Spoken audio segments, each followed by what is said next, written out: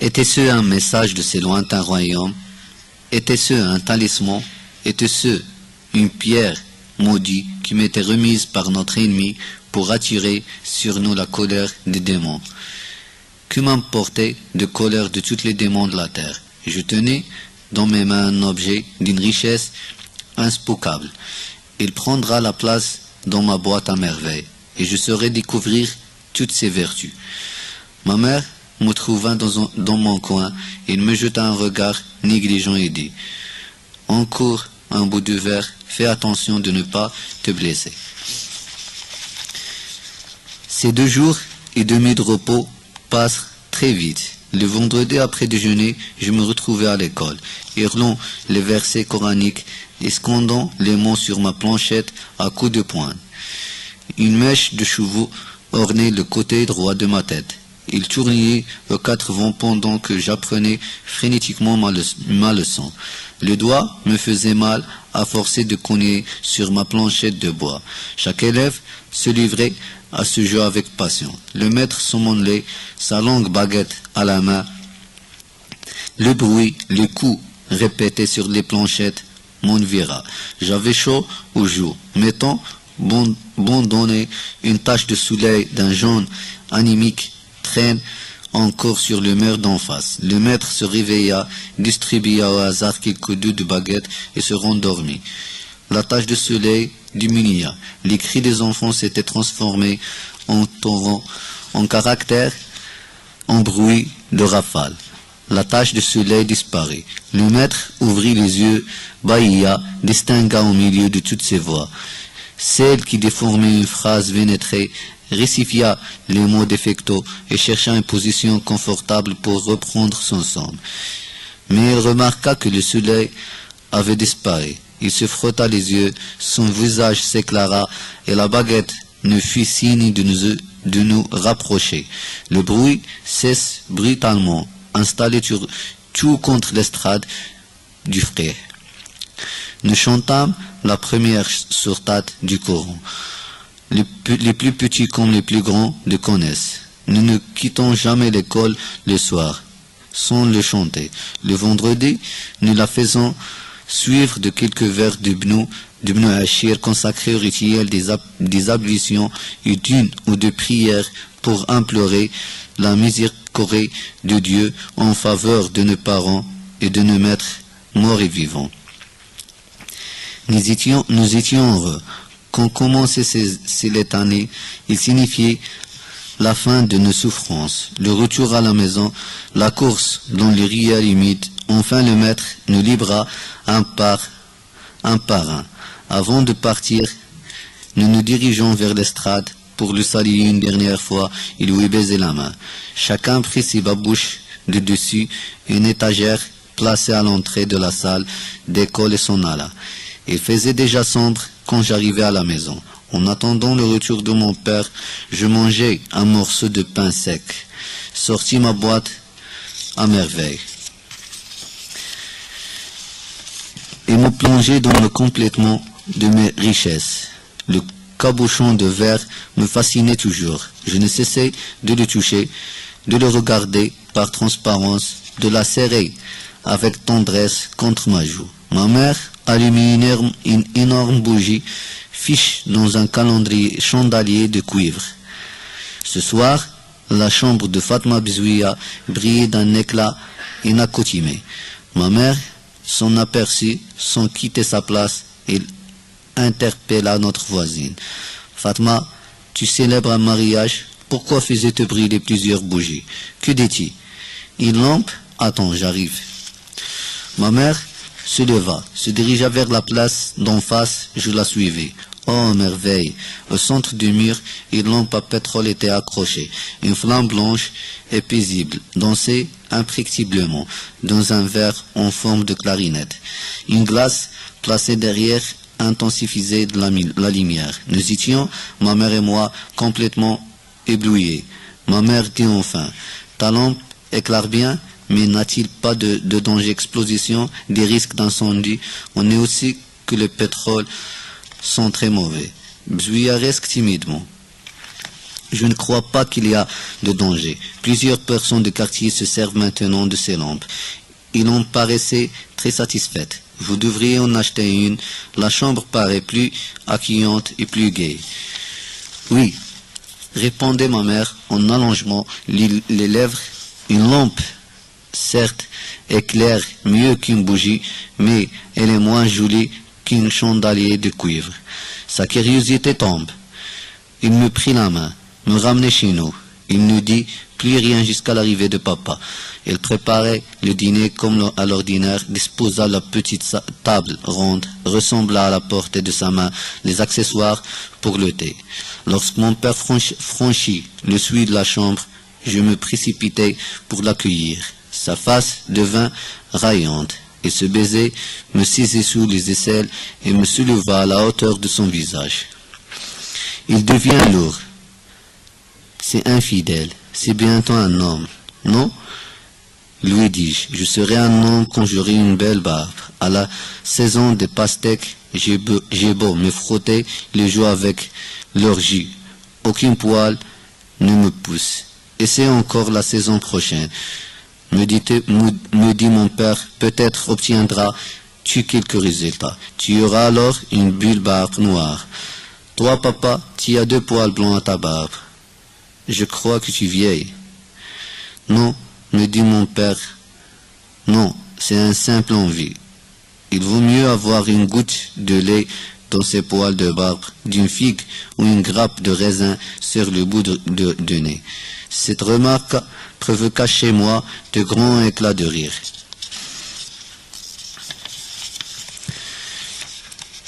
Le dîner était délicieux, un mie que je préférais. Entre tout, les pieds de mouton pois chiches. Nous mangeâmes copieusement, la table débarrassée. Ma mère nous servit du thé à la main et parla des menus événements de la journée. Mon père sirotait son thé et répondait rarement. La lumière baisait une seconde. Ma mère moucha la bougie avec une paire de ciseaux royés. Il en profita pour déclarer que les bougies devenaient de moindre qualité, qu'il en fallait une toutes les 3 jours et que les pièces paraissaient lugubres avec toutes ces ombres qui s'amusent dans les angles. Tous les gens bien s'éclairent au pétrole, dit-elle pour conclure. Ces propos laissent mon père dans un infidélérance totale. Mes yeux brillaient de curiosité. J'attendais son verdict. J'admirais intérieurement l'habileté de ma mère. Je fus déçu. Son commentaire, mon père se préparait pour dormir. Je gagnai mon lit. Je rêvais cette nuit d'une belle flamme blanche que je réussissais à tenir prisonnière dans mon cabochon de verre taillé en diamant. Le lendemain, mon retour de Msid pour le déjeuner, je sautais de joie, de surprise lorsque je découvrais accroché de mur de notre chambre, bien au centre, une lampe à pétrole identique, à celle de notre voisine. Le matin, Driss le teignant, en venant chercher le couffin pour les provisions, l'avait tendu à ma mère. Il avait fait en plaide en outre d'une bouteille de pétrole et d'un entonnoir. Le chouafa, qu'on appelait Tante Kinza, monta admirer notre nouvelle acquisition. Nous souhaitait toutes sortes de propositions.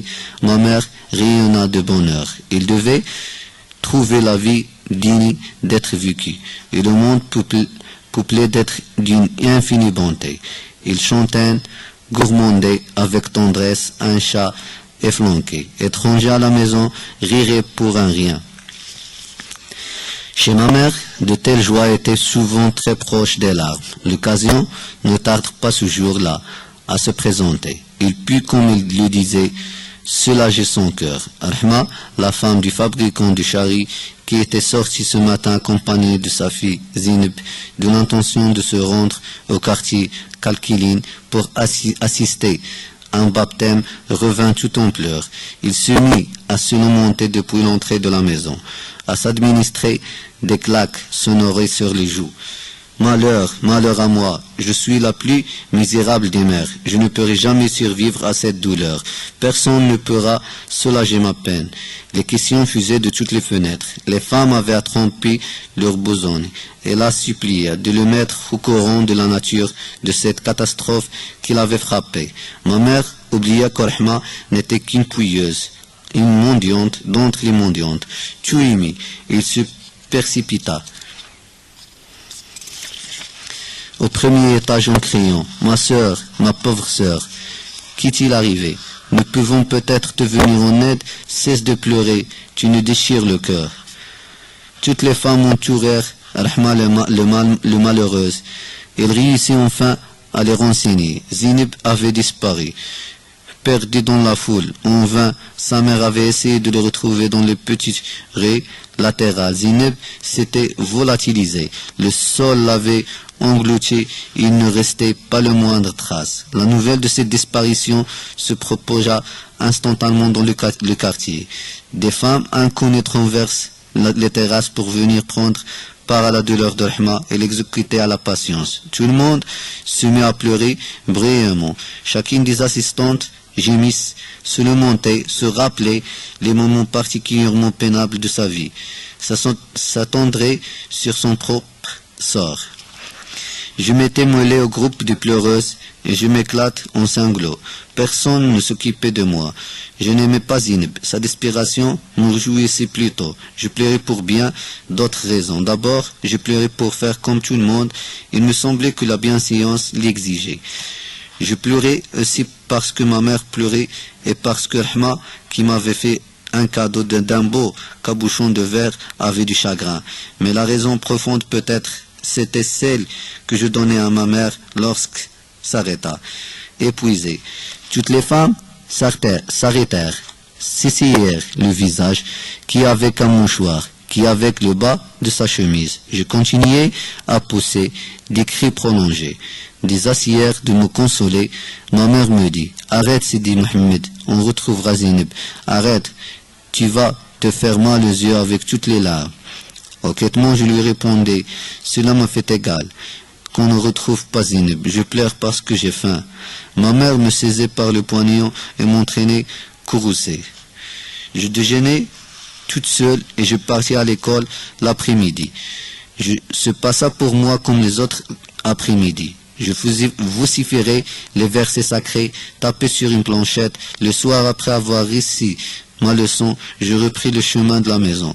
Je m'attendais à le trouver sens dessus.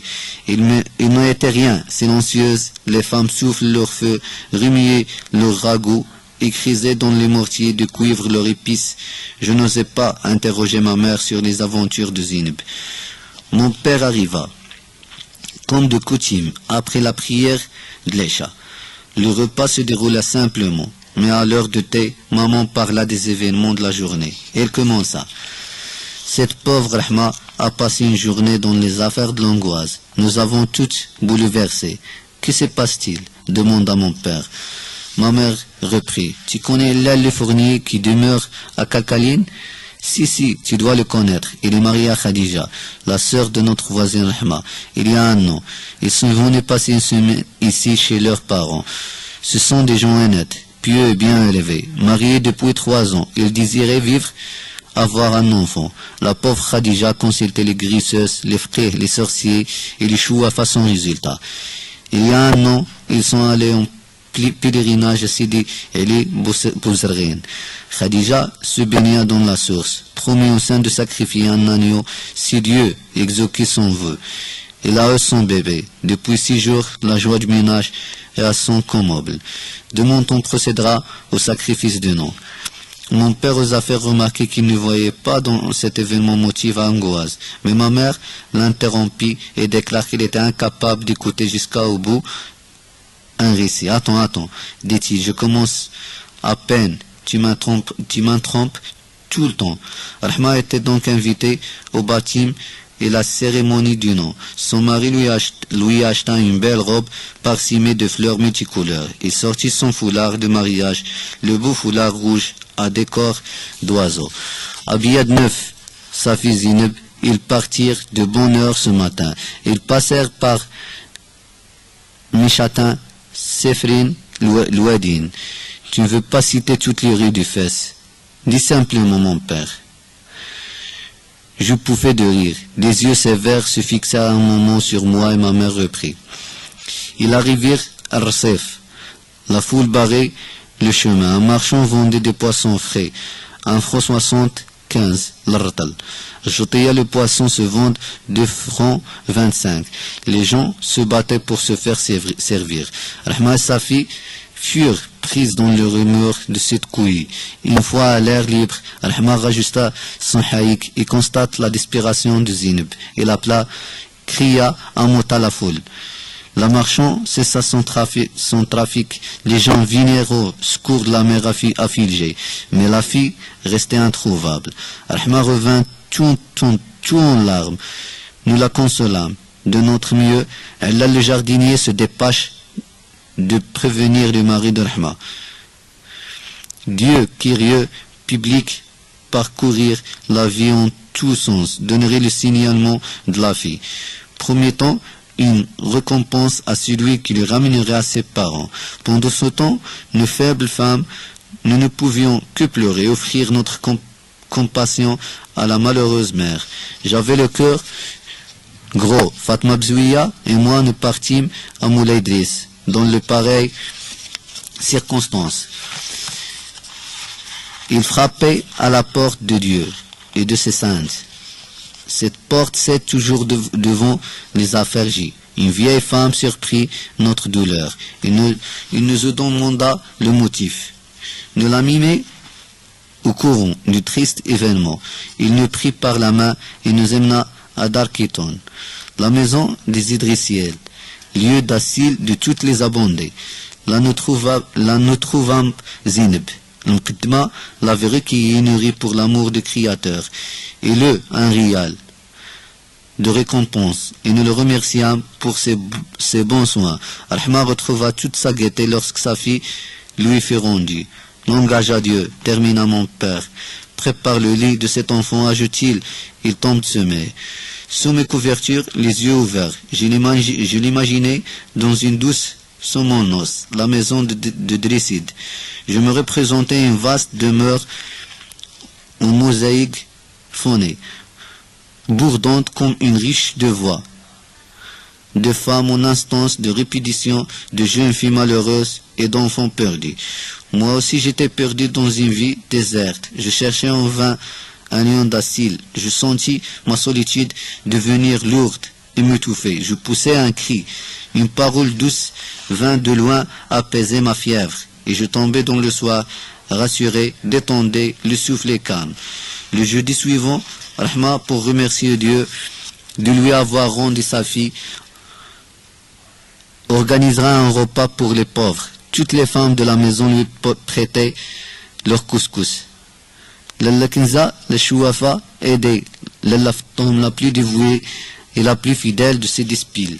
La verre de le rez-de-chaussée, un gros, étendirent par terre des nattes et des tapis usés. Fatma Bziwiya, Rahma et ma mère s'agitent autour des marmettes et des coursières. Ils cuisinent en plein air sur la terrasse, sur des fous de bois. L'une d'elles les ravitait en eau, une autre épluchait les légumes et la troisième armée d'une louche en bois, gymnastique, tournait les sauces qui bouillonnaient dans leur respite de cuivre. Zineb et moi abandonnés à notre fantaisie. Nous courions d'une chambre à l'autre, montions en soufflant des escaliers. Recevions du nuage de fumée dans les yeux, accompagnés et réprimandes. Redescendaient, nous réfugiés sur le palier, ne sachant que faire de notre liberté. Nous attendions avec impatience l'heure du déjeuner et l'arrivée des mendiants. Lorsque les grands plats de céramique que Rahma avait loués furent graniques de couscous copieusement arrosés de bouillon, surmontés d'un pyramide de viande et de légumes. Driss Ouad partit à Moulay Idriss et à la maison des aveugles de la rue Riyad Jha pour chercher ses hôtes. Bientôt nous entrâmes dans le couloir. D'entrée, une brouhaha scandée de coups de canne et de d'éclat de voix. Driss entra le premier dans le patio. Il fut suivi d'un aveugle à barbe blanche guidé par un garçonnet d'une dizaine d'années. Ensuite, un flot de mendiants, hommes et femmes, se déversa dans le cours. Le premier vieillard exerça sur cette foule en look une véritable royauté. Tous lui obéissent. Il manifeste beaucoup d'égards pour ce patriarche. Plus tard, j'appris que la maison des aveugles de la rue Riyad Shah avait un chef élu, un règlement intérieur auquel devaient se soumettre les membres de cette institution. J'avais donc sous les yeux le chef de mendiants au milieu de son clan. Tout le monde s'assit pour les nattes et sur les tapis usés avant que le repas ne leur fût servi. Ils entraînèrent un psaïum où il était question de félicité qui attendent les croyants au cœur généreux. Celui-ci qui nourrisse les affamés honore l'hôte de Dieu. Le poème se termina par des invocations afin d'attirer la bénédiction sur notre demeure et sur tous ses habitants, hommes, femmes et enfants joigneurs, les mains, les paumes ouvertes vers le ciel, et récitirent la première sourate du Coran. Je la connaissais bien, cette sourate, et je l'ai récitée avec ferveur. L'engage à Dieu, maître des mondes. Nous passâmes nos mains sur nos visages. Le couscous parut autour des plats posés à même les nattes.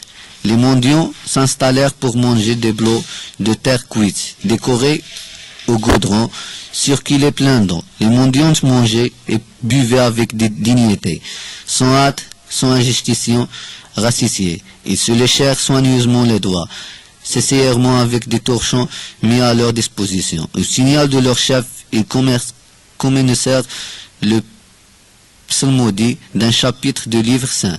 Les murs de notre maison qui avaient souvent renvoyé le bruit des crotales et de guinguin cher à la chouafa vibraient, sanctifiés par les versets sacrés. Le chapitre choisi était particulièrement long. Il fut chanté sur un rythme plein de majesté. Les aveugles dans leur habillement calmant avec conviction la parole de Dieu, revêtait une noblesse et une grandeur qui frappent l'imagination. Après une dernière invocation prononcée par la patriarche des aveugles et ponctuée de mu'min par le chœur des assistants, l'assemblée se leva.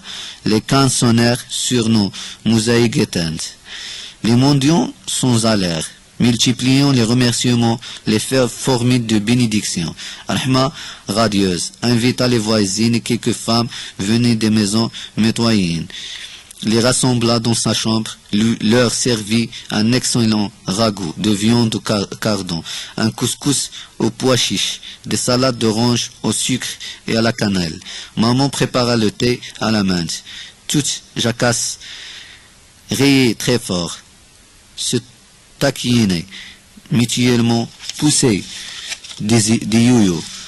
Avant de se réunir pour le repas, ma mère et les autres voisines avaient changé de robe.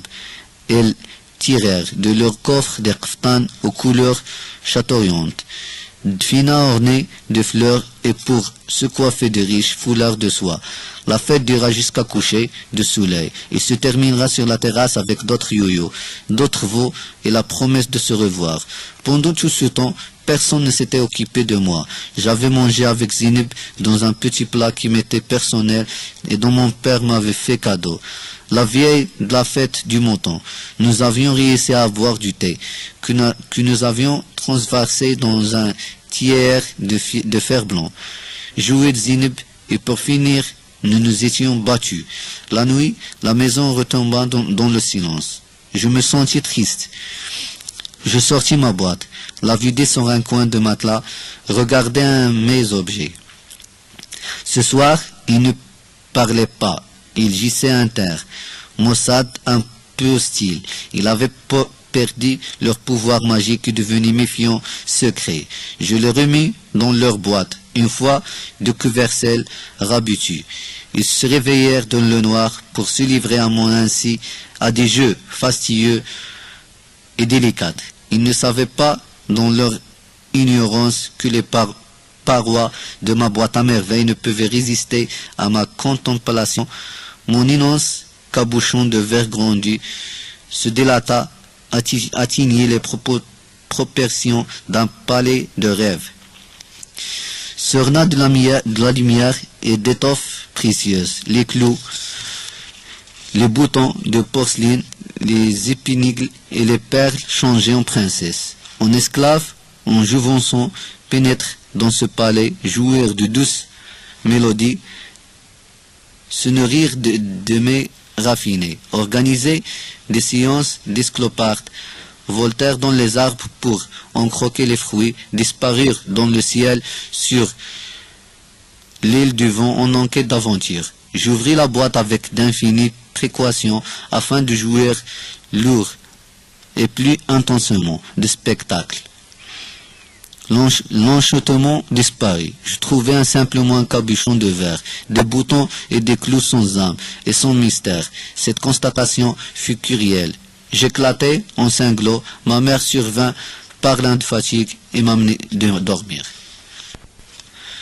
Dans les premiers jours du printemps, ma mère et moi, nous allâmes rendre visite à l'Aïcha. Nous étions invités à passer la journée quelques jours auparavant. Ma mère prépara des gâteaux de semoule fine, des petits pains à l'anis, au sucre et de l'eau, farine grillée mélangée de beurre et de diverses épices. Nous emportâmes toutes ces douceurs. Nous quittâmes la maison le matin. Driss le Ténion vint nous trouver chez l'ami de ma mère, chargé de son couffin à provisions et d'un poulet de fort bonne apparence. Driss apporta aussi un pain de sucre, un paquet de thé et une barcée de menthe. Le Laïcha protesta, reproche à ma mère ses folles dépenses. Il s'attendait à notre visite. Il avait fait son marché en conséquence. Le Laïcha habitait dans l'impasse de Zonk-Tljama, une maison avec une porte basse. Cette maison, replée par certains côtés, le Laïcha elle-même, toutes les deux, avaient connu de temps meilleur. Toutes les deux ont gardé une attitude gandhi, une distinction d'unité. Le Laïcha occupait 2 pièces de petite dimension. Au 2e étage, un balcon donnant sur le patio, garni d'une balustrade en fer forgé, conduisant à la pièce principale. L'autre chambre s'ouvrait directement sur l'escalier et servait surtout à entreposer les provisions d'hiver. Le Laïcha y fait aussi sa cuisine. La grande pièce avait 2 fenêtres. L'une s'ouvra sur le patio de la maison, et l'autre sur la terrasse des maisons voisines et sur les toits d'une petite mosquée de quartier. Cette chambre, 2 fois plus longue que large, était d'une propreté méticuleuse. Des crétons à grand ramage couvraient les matelas. D'énormes coussins bordés aux petits points enveloppaient une légère soierie transparente. S'amoncelait çà et là. Le mur s'ornait de grandes étrangères peintes garnies de boules de faïence européennes, d'assiettes décorées de roses de Die et de verres en forme de gobelet. Une pendule en bois foncé, riche en sculptures, clochetons et pendentifs, occupée sur le mur de place d'honneur. Le sol était couvert d'une natte de jonc. Par-dessus la natte se déployait une carpette aux couleurs vives. Cet ensemble baignait d'une atmosphère d'essence, de quiétude. Ce n'était certes par le grand luxe, mais le confort, un nid douillet à l'arbitre de ventre. Dès notre arrivée, le Laïcha nous servit des gâteaux et du thé à la menthe. Il a parlé ensuite de ses douleurs de jointure qu'il a taquiné de nouveau, d'une rage de dents qu'il avait rendue folle à la semaine dernière, de son manque d'appétit. Il posa 1000 questions à ma mère qui répondit avec complaisance, s'attardait sur un détail, se lançait dans une longue digression, mimait une scène. Nos voisins firent naturellement les frais et de la fête. Ma mère en parlait sans méchanceté, mais avec une assez grande liberté de langage. Elle comparait le mari de Rahma à un âne qui aura trop mangé de sang, celui de Fatma Bizouia à un rat inquiet. Mon père, qu'il ait appelé l'homme, n'échappait pas à ses coups de griffe. Sa haute taille, sa force, son silence devenaient motif à caricature. Moi, j'aimais mon père. Je le trouvais très beau. La peau blanche légèrement dorée, la barbe noire, des lèvres rouges couraient, les yeux profonds et sereins. Tout de lui me plaisait. Mon père, il est vrai, parlait peu et piriait beaucoup, mais ma mère parlait trop et ne piriait pas assez. Elle était cette plus amusante, plus gaie. Ses yeux mobiles reflétaient une âme d'enfant, malgré son teint d'ivoire, sa bouche généreuse, son nez court et bien fait. Il ne se piquait d'aucune coquetterie. Il signait à paraître plus vieille que son âge. À 22, il se comparait comme un matron mûr par l'expérience. Lalla Aïcha ne parla à son tour des gens de sa maison. Il calmait leurs multiples mérites. Une telle modeste et jolie, telle autre propre, économe et bonne cuisinière, telle autre pieuse et digne. À l'entendre, toutes rivalisent de sainteté avec les anges du paradis. Mais il baisa la voix pour chuchoter à ma mère au creux de l'oreille sa véritable pensée. Il termina par cet air. Dieu m'a béni lorsque m'inspira l'idée de l'habiter cette maison où toutes les femmes vivent comme des sœurs. Des voix montèrent du rez-de-chaussée, sortirent de toutes les chambres pour remercier Lalla Aïcha de ses bonnes paroles. En chœur, Lalla Aïcha, ma mère, distribuera généreusement de nouveaux compliments. Les enfants de la maison vinrent m'inviter à jouer. Ils formaient un petit groupe de 4 garçons et de 3 filles. Je n'ai jamais su leur nom. L'aînée, une fillette de 9 ans, me prit sur sa protection, une grimape sur la terrasse, avec de vieilles couvertures et des peaux de mouton. Nous eûmes vite fait d'organiser un salon de réception. Une boîte de conserverie posée sur 3 cailloux joua le rôle de s'amouver. D'autres cailloux posa sur un disque de papier faisant office de verre à thé. Nous sirotâmes gravement un thé mythique mais combien délicieux.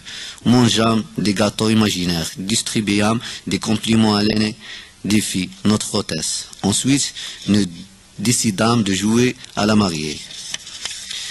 La plus petite des filles fut choisie pour figurer le marié.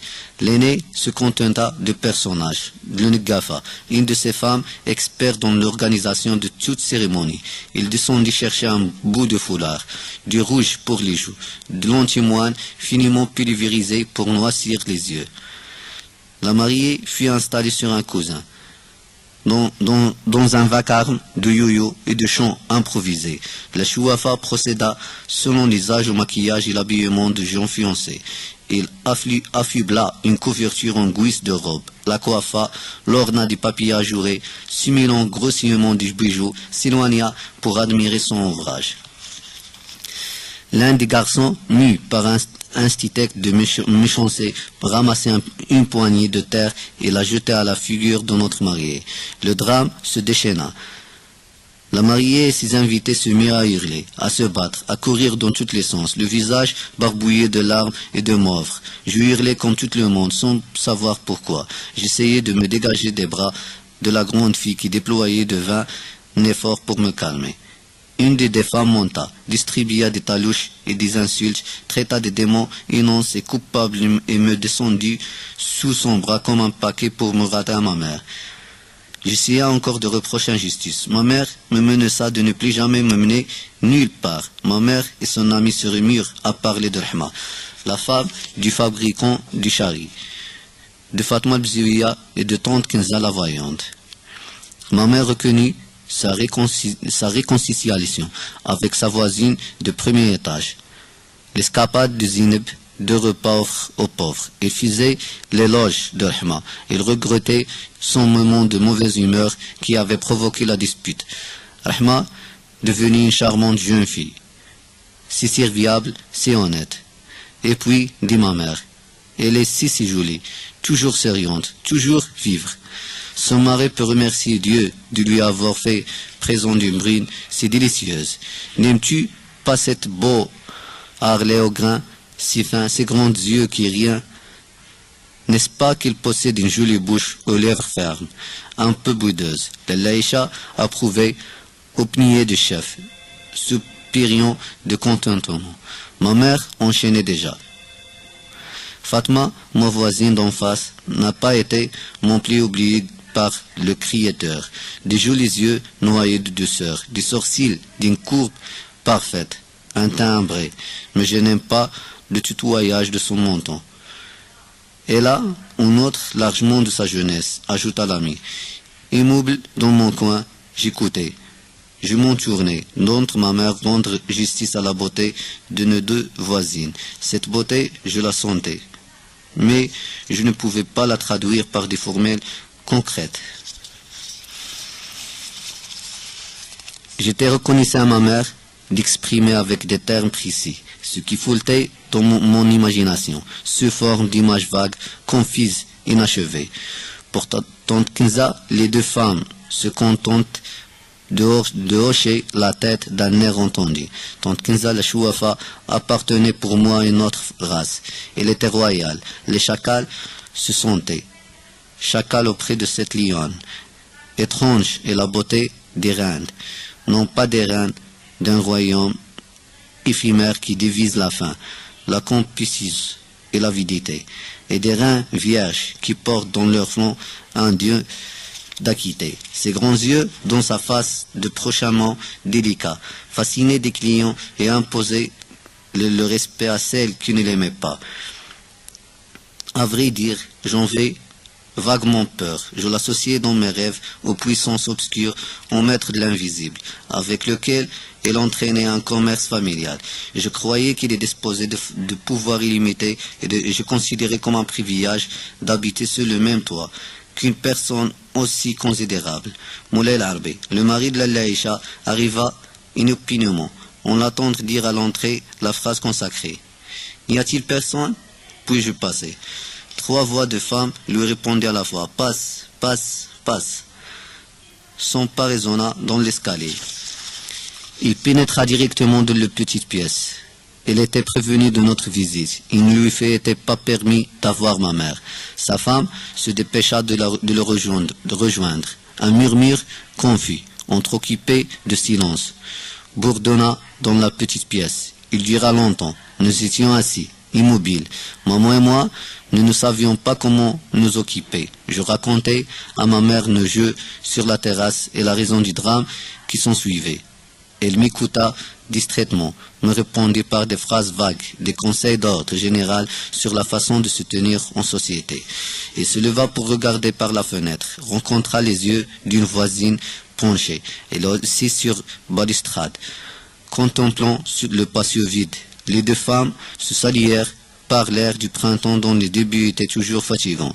L'inconnu en profita pour évoquer le souvenir d'une Nzha, une partie en plein air, à laquelle elle avait participé. Elle avait de cela des années. La campagne paraît comme un bouquet scenté de miel. Les oiseaux se répandaient d'un buisson à une branche.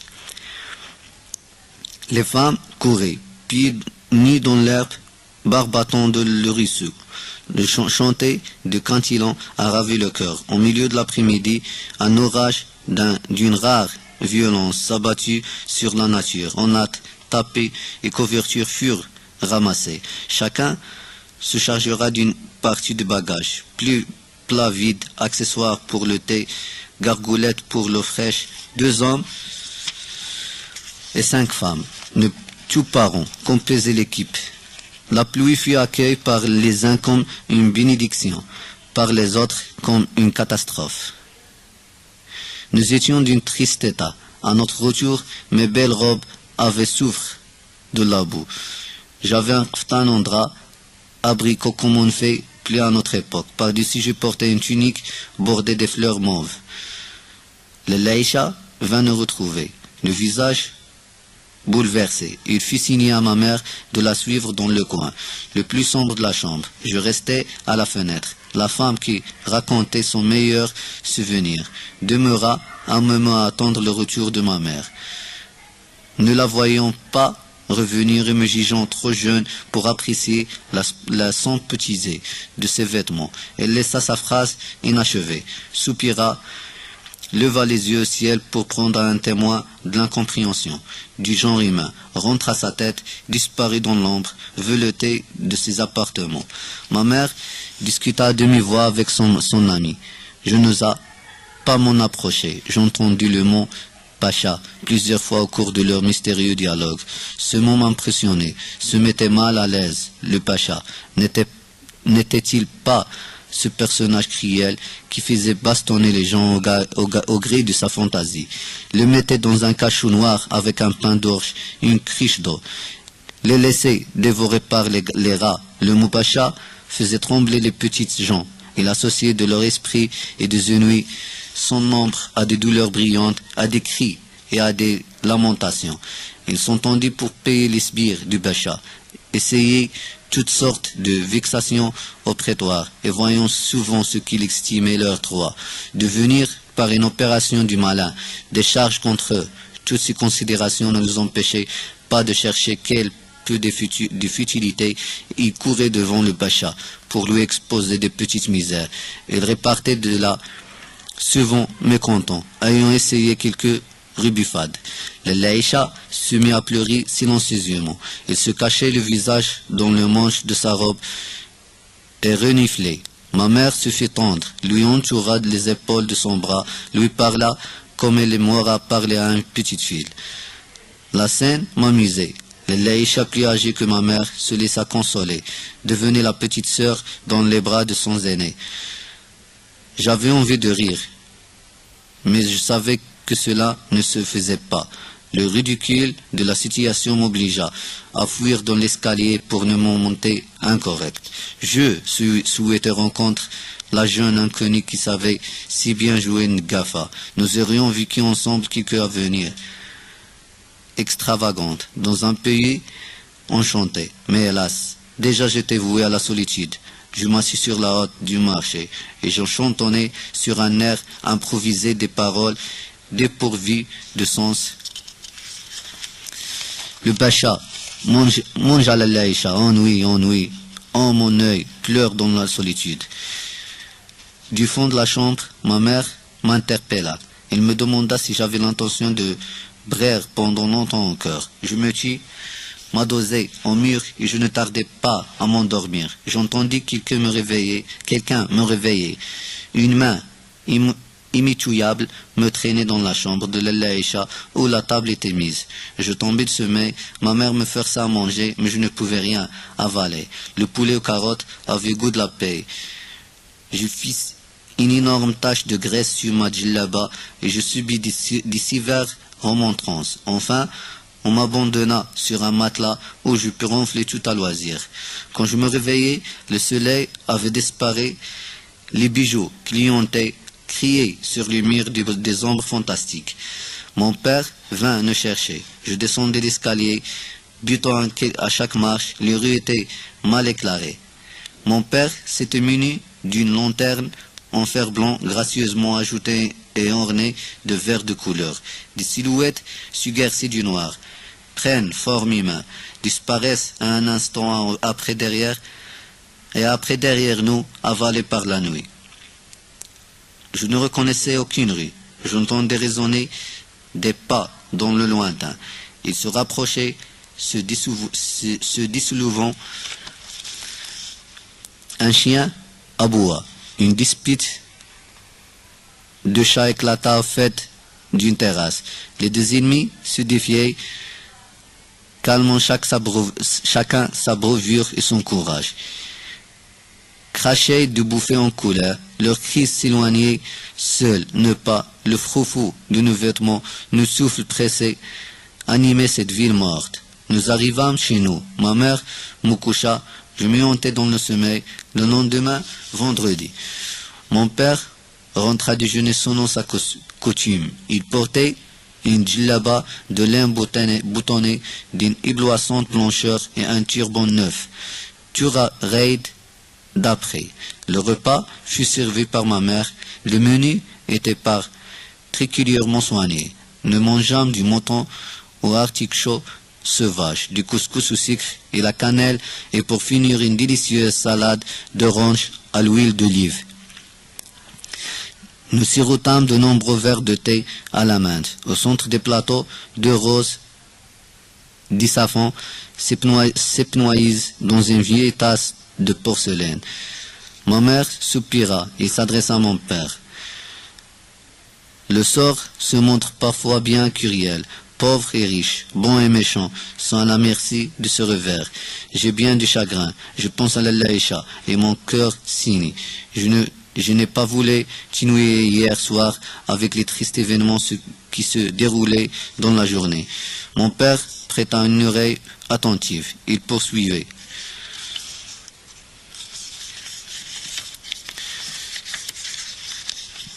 Moulay el-Harbi, le mari de l'Aïcha, s'est disputé avec son associé, un certain Abdelkader, fils de je ne sais qui.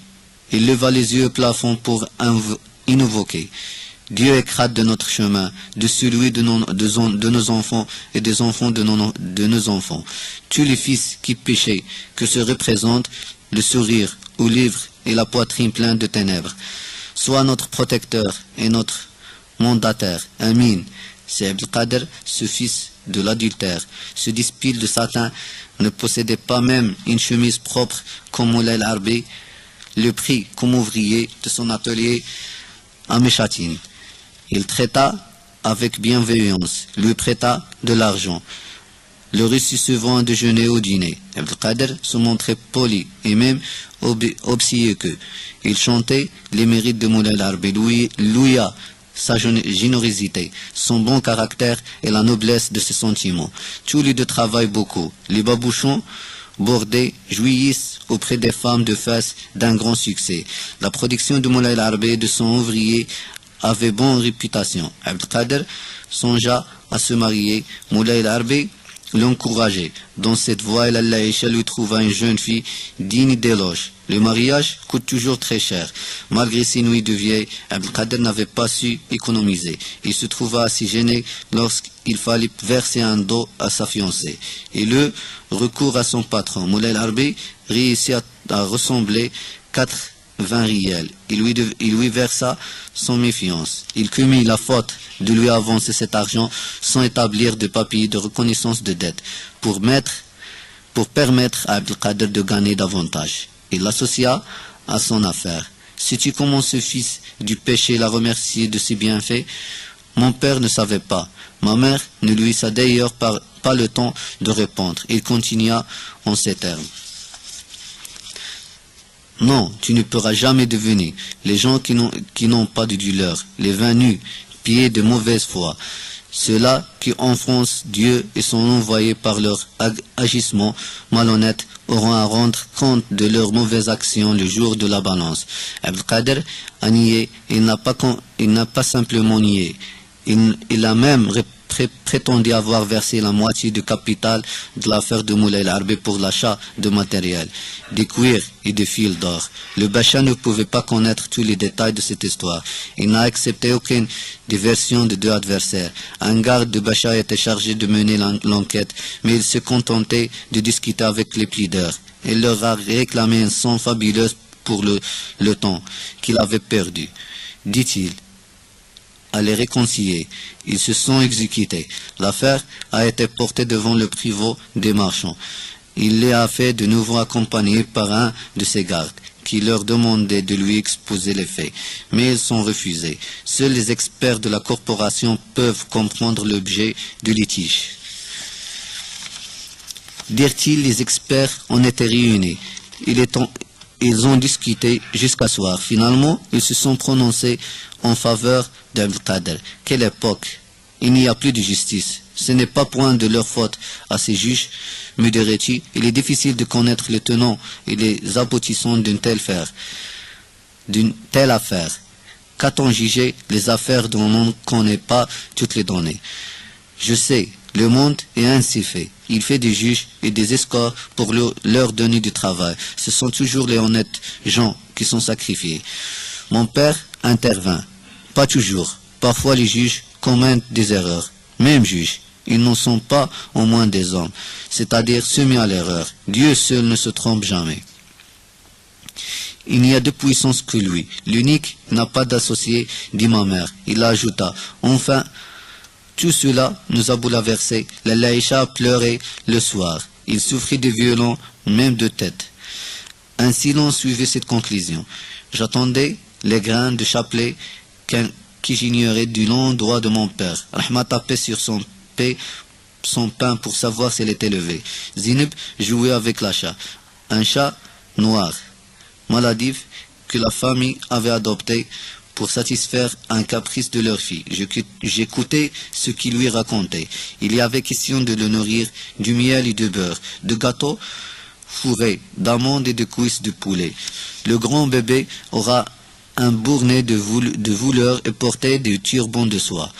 Grande Néhésie, depuis quand les chats raffolent-ils de miel? Un chat avec un turban de soie sera chose la plus ridicule du monde. Une fille aussi bête que Zineb ne peut rien trouver d'amusant dans pauvre cervelle. Il ne savait pas jouer. À mon avis, il était donc particulièrement pauvre et méprisable.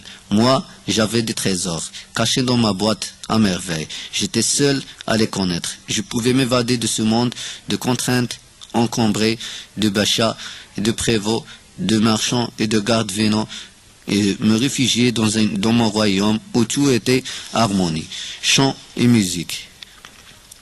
J'avais pour compagnons des héros et des princes équitables pour entendre raconter leurs nouveaux exploits. Je me promettais d'aller écouter Abdallah. L'épicier, je n'avais d'ailleurs jamais vu Abdallah, mais il tenait une place importante dans mon univers. Toutes les histoires merveilleuses que jamais eu l'occasion d'entendre, je l'ai attribué. Pourtant, Abdallah avait exécuté mon père, que ne parlons pas, souvent consacra une soirée entière à entretenir ma mère d'Abdallah et ses histoires. Le récit de mon père exécuta mon imagination, m'obséda durant toute mon enfance. C'était l'hiver. Il venait faisait claquer la porte de la terrasse et sifflait dans l'escalier. J'avais la tête posée sur le genou de ma mère. J'écoutais. Il parlait lentement de sa voix grave. Voici son récit. Abdallah connaît nombre d'histoires. Celles qu'il raconte sont rarement amusantes. Et il se termine brusquement, sans recherche d'effet, sans conclusion apparente. Abdallah ressemble étrangement à ses histoires. Il y a de la poésie et du mystère en lui. Il tient boutique à Hafirin. Dans cette rielle si fraîche, on était et si peu fréquente de toute saison.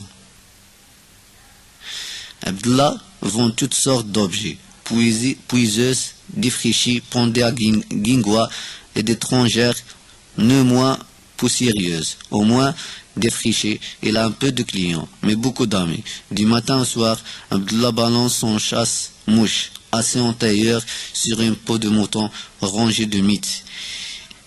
Il y a très longtemps qu'il s'installait dans le quartier. Ses fonds de commerce consistaient en 2 grappes de balais, de palmiers nains, une dizaine de couffins de 3 dimensions différentes, un paquet de ficelles et quelques boîtes en fer blanc, qu'on suppose remplies d'épices.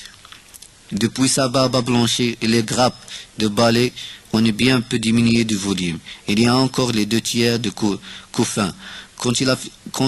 Quant à la ficelle et aux pistes, l'occasion ne s'est point présentée de l'entamer. Il a raconté des histoires. Abdallah, depuis son arrivée, il ne répète jamais la même et semble inépuisable. Il raconte aux enfants, aux grandes personnes, aux citadins et aux campagnards, à ceux qui le connaissent comme aux visiteurs d'un jour. Les histoires d'Abdallah duraient parfois un quart d'heure et parfois une matinée. Il les raconte sans sourire, au rythme solennel de son sache-mousse. Il compte son interruption sans boire, ni se racler à la gauche, sans agiter les mains, ni occuper ses doigts. Aucune des formulaires de bénédiction si chers au coteur arbre n'aimait son récit. Elle raconte d'étrangères batailles, des merveilleuses idylles, des voyages passionnants dans les pays féeriques ou simplement la dispute d'un boutiquier avec son voisin, la nuit d'un vin nu-pied à la belle étoile, le repas d'un mendiant. Les uns l'aiment et les autres le détestent, sans lui dire, mais toutes l'écoutaient subjugées. Abdullah paraît détaché, ni l'amour des uns, ni la haine confolée des autres ne le tirent de son indifférence. Les amis disent, Abdullah le sage, Abdullah le poète, et même Abdullah le voyant. Ses ennemis le qualifiaient de menteur, d'hypocrite et parfois de sorcier. Qu'est-il donc? C'est un épicier qui raconte des histoires.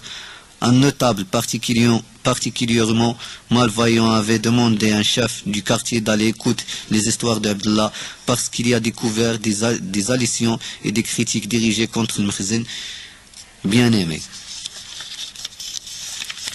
Un autre, au contraire, affirmait que le muezzin paye cet épicier sans épices pour attribuer la population et l'empêcher de se mêler des affaires de l'Empire. Au tout cela, Abdullah répondit par des histoires. Le chef de quartier est devenu son auditeur assidu. Il fait grand cas de son savoir, ou ce qu'il appelle ainsi. Abdullah prétend ne rien savoir, car, dit-elle, les vrais savants ne doivent pas raconter des histoires, mais dire la vérité, la dire et l'écrire. Un savant ayant consacré sa vie à une œuvre d'importance prit un jour toutes les feuilles de ses livres et les exposa sur le toit du Kaaba, la maison de Dieu. Un an après, les feuilles étaient encore à leur place, sans trace de pluie, sans atteinte des agents extérieurs. L'encre s'était fraîche sur le papier blanc. Il imprima son ouvrage et que après cette suprême épreuve, elle avait 1000 fois raison. Et rien ne peut détruire, effacer ou alerter la vérité. Et Abdullah ajoutait, je ne suis pas un savant. Mes histoires entrent par une oreille et sortent par l'autre. Et c'est absolument vrai. Et c'est surtout son exception, assure mon nom. Les histoires d'Abdullah subissent le sort de toutes les histoires, ce que transmet l'humanité à travers les âges. Ceux-ci ont rien, ceux-ci-là ont pleure, ceux-ci sont sensibles à leur forme d'extérieur. Ceux-là savent en interpréter les signes. Abdullah raconte une histoire à des enfants. L'un d'eux lui dit, je ne l'ai une bien plus belle dans mon livre de lecture. C'est bien possible, répondit Abdullah. Seulement l'histoire que tu as lue se trouve dans un livre. Tous les camarades possèdent ce livre et peuvent la lire. Mais ce qui est raconté n'est que dans un seul livre. Et celui-ci est désigné à son cœur. Abdullah ferme chaque soir sa boutique et part à petits pas. Tout le monde dans le quartier ignore son domicile.